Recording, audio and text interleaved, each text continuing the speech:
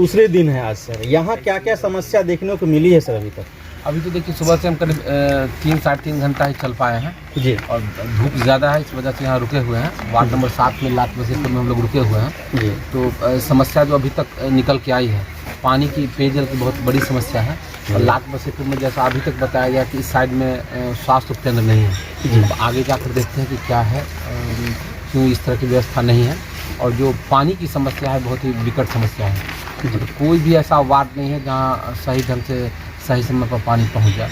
कहीं पानी है कि बर्बाद हो रहा है, उसमें कोई व्यवस्था ही नहीं, पानी निकल रहा है तो निकल रहा है, और कहीं है कि पानी ही नहीं पहुँच पा रहा है। तो ये और गर्मी जैसे जैसे बढ़ेगी तो ये चुनौती और भी ज़्यादा खतरनाक स्तर पर चली जाएगी। तो जब पानी नहीं होता तो सबसे ज़्यादा दिक्कत महिलाओं को होता है। आज कितने पंचायत का भ्रमण हो चुका है सर? आज तो गंगापुर का कुछ हिस्सा बचा हुआ था और उसके अलावा लात बसेपुर का 4 वार्ड को भी हमने कवर किया है। अब आगे यहाँ से हम 7 नंबर वार्ड में, अब यहाँ से हम आगे बढ़ेंगे। सर, आज अमर सिंह बाबा के स्थल पर आप बैठे हुए हैं, जहाँ पर साहनी समाज की समुदाय ज़्यादातर रहते हैं, और इस इलाका में आज भी इस टोले मोहल्ला में एकमात्र नौकरी करने वाले हैं। आज भी यह साहनी समाज शिक्षा से वंचित और पानी से तो सदा के लिए वंचित हो गया है, जिससे यहाँ के लोग कहते हैं कि अब हमारा बच्चा भी नदी में तैरना भूल चुका है। नदी है कहाँ? जो एक लौता यहाँ नदी था जमुआरी तो सूख चुकी है। नदी है कहाँ कि तैरेगा बच्चा? सबसे बड़ी बात तो ये है, साहनी समाज के लिए सबसे मुख्य जीविकोपार्जन नदी ही था, और नदी ही सूख गया है तो कहाँ वो बच्चा तैरेगा, कहाँ वो मछली मारेगा, कहाँ वो जो जल फल होता है उसका उत्पादन करेगा, या किसी तरह का व्यवसाय कहाँ करेगा। तो नदी जो सूख गया है इसकी वजह से भी पलायन बढ़ा है। ये भी एक पलायन की बहुत बड़ी समस्या है। जो कृषक हैं उनके लिए भी बड़ी चुनौती है, भाई वो पानी कहाँ से लाएं खेत में। जो मवेशी पालक हैं उनके लिए भी चुनौती है कि कैसे भाई वो अपने मवेशी को सही ढंग से पालन करें।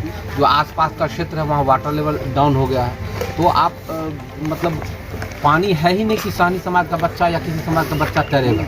नदी सूख चुकी है और काफ़ी दुर्भाग्यपूर्ण स्थिति है, वो तो मैं कह ही रहा हूँ। और जो 4 वार्ड हैं यहाँ कोई स्वास्थ्य की व्यवस्था नहीं है, कोई स्वास्थ्य केंद्र यहाँ नहीं है, सभी लोग प्राइवेट हॉस्पिटल पर ही डिपेंडेंट हैं।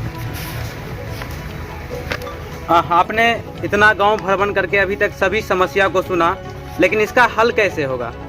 देखिए, हल के लिए हम दूसरे राउंड में जो अपनी यात्रा निकालेंगे, संवाद यात्रा, उसमें हम उन समस्याओं को समाधान के लिए हम बताएंगे कि किस तरीके से समाधान किया जा सकता है। हालांकि जो छोटी मोटी समस्या होती है वो अपने स्तर पर स्थानीय प्रशासन को कह के हम समाधान करवा देते हैं, और जो बड़ी समस्या है, जो नीतिगत समस्या है, उसका कैसा समाधान होगा, उसके पीछे मेरा क्या विजन है, वो लेकर फिर हम अपनी अगली यात्रा आएंगे, उसमें लोगों के साथ हम संवाद स्थापित करेंगे। अभी तो इस यात्रा में हम लोगों को सुन रहे हैं, जो उनकी समस्या है उसको देख रहे हैं, उसको महसूस कर रहे हैं। सबसे बड़ी बात है कि अगर मैं इस क्षेत्र का प्रतिनिधित्व करना चाहता हूँ तो ये मेरी नैतिक जिम्मेदारी है कि मैं यहाँ की जो समस्या है, जो यथार्थ है, उसको महसूस करूँ, उसको देखूँ, उसको समझूँ। आप जो पोस्टर आपका मैं देखता हूँ हर जगह लगाया जा रहा है, उसको रात्रि के अंधकार में हटाया जाता है, ये कहाँ तक सही? देखिए, ये तो बिल्कुल गैर लोकतांत्रिक तरीका है, और कितना पोस्टर कौन किसका हटा सकता है।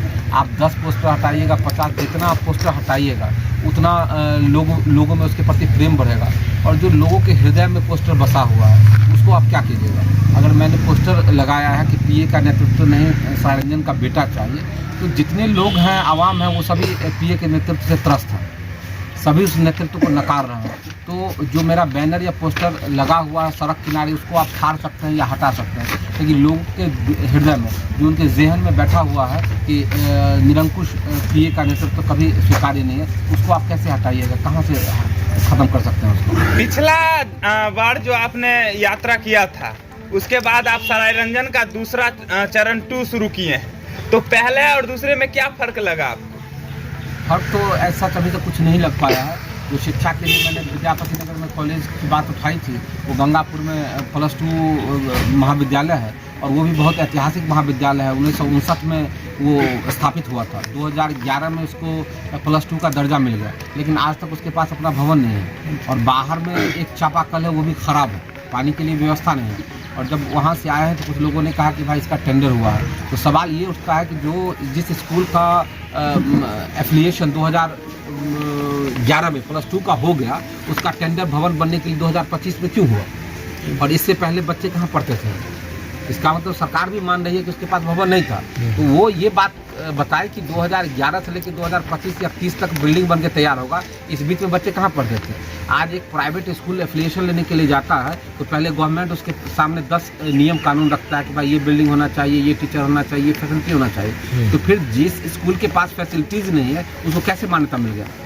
और जब मान्यता मिल गया उसकी त्वरित कार्रवाई करते हुए उसको व्यवस्था देनी चाहिए, जो इंफ्रास्ट्रक्चर है उसका विकास करना चाहिए। तो इंफ्रास्ट्रक्चर है ही नहीं और अब कहा जा रहा है कि भाई टेंडर हो गया। तो ये इसका जवाब देना चाहिए कि 2011 से लेकर 25 के बीच में उसका टेंडर क्यों नहीं हुआ, क्यों नहीं उसका विस्तार हुआ, क्यों नहीं उसका निर्माण हुआ। सरायरंजन विधानसभा में जैसे कि पता चला कि 4 नदियाँ हैं और चारों नदियाँ पूर्ण रूप से सूख गया है, तो इसका वजह कैसे है और उसमें फिर से पानी कैसे आएगा? इसकी वजह माननीय जो विधायक हैं, माननीय जल शोधन मंत्री वही हैं, उन्हीं की वजह से ये नदियाँ सूखी हैं। वो 2010 से सत्ता में हैं और कई बार जल संसाधन मंत्री रह चुके हैं और उनके क्षेत्र में 4 नदियों का सूख जाना, ये जवाब उनको देना चाहिए कि आखिर वो सब जल लेके किए क्या, कहाँ जल को भेजे हैं, क्या किए हैं, ये जवाब उनसे पूछा जाना चाहिए। और मुझे नहीं लगता कि और भी कोई ऐसा विधानसभा हो या कोई ब्लॉक हो जहाँ की सारी नदियाँ सूख जाएं और उसका इंचार्ज जो है जल शोधन मंत्री हो। ऐसा ये तो विश्व का वाकई 8वां जुआ है। सर, आप कड़ी धूप में कहीं ना कहीं पैदल यात्रा कर रहे हैं, इतना हिम्मत और जज्बा कहाँ से आती है? देखिए, लोगों का जो उत्साह है, समर्थन है, वहाँ से मिलता है। और ये ऐसा नहीं है कि मैं अपने मन से यात्रा कर रहा हूँ, ऐसा नहीं किसी ने मुझे कहा या कोई मुझे मैं व्यक्तिगत तौर पर और या जो मेरे साथ लोग हैं, ये सभी की इच्छा है कि हम देखें, अपने क्षेत्र को समझें कि आखिर वहाँ की स्थिति क्या है, वहाँ का यथार्थ क्या है। आप जब घर बैठे रहिए तो जो माननीय विधायक हैं, उनके इर्द गिर्द के लोग हैं, जो पेड लोग हैं, वो कहते हैं कि सरायरंजन में विकास का गंगा बह गया है। और हालात यही है गंगा कि नदियाँ सभी सूख चुकी हैं, स्कूल के पास अपना बिल्डिंग नहीं है, स्वास्थ्य केंद्र 2 दिन के लिए खुलता है, लाट बसेपुर में स्वास्थ्य केंद्र नहीं है, किसी वार्ड में पानी की व्यवस्था नहीं है। यही तो हाल है, यही तो विकास है। विकास की गंगा बह गई कि विकास गंगा में बह गया? अब पूछिए जल शोधन मंत्री से। जल शोधन मंत्री क्या होता है?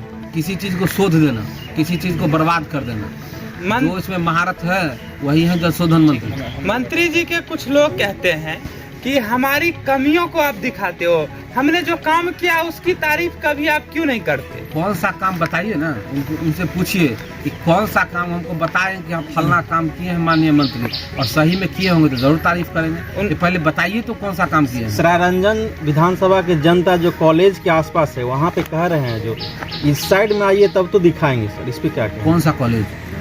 इंजीनियरिंग और मेडिकल। अभी जा रहे हैं ना, अभी तो हम अभी लाट बसेपुर में हैं और करमबद, इसके बाद हम अगले उसमें जाएंगे, तो फिर देखते हैं वहाँ भी क्या विकास है, उसको भी तो देखना ही है। और सरायरंजन में जो विकास हुआ है उस विकास में आप कितना नंबर देंगे? तो अब इसका मतलब मंत्री जी के लोग मानते हैं कि जो विकास जो है सिर्फ मतलब मेडिकल कॉलेज के आसपास हुआ है, उनका ये मानना है, पूरे सरायरंजन में नहीं हुआ है। यही है ना, उनका यही कहना है ना कि पूरे सरायरंजन में विकास जो है वही मेडिकल कॉलेज के इर्द गिर्द हुआ और कहीं नहीं हुआ है। तो चलिए, इसका मतलब हमारी बातों को वो मान रहे हैं कि अभी तक जहाँ तक हम यात्रा किए हैं विकास नहीं पहुँचा है। अब वो उनके दावा जो है कि भाई कॉलेज के आसपास वहाँ पहुँच रहे हैं, वहाँ भी पड़ताल हम करते हैं कि क्या विकास है।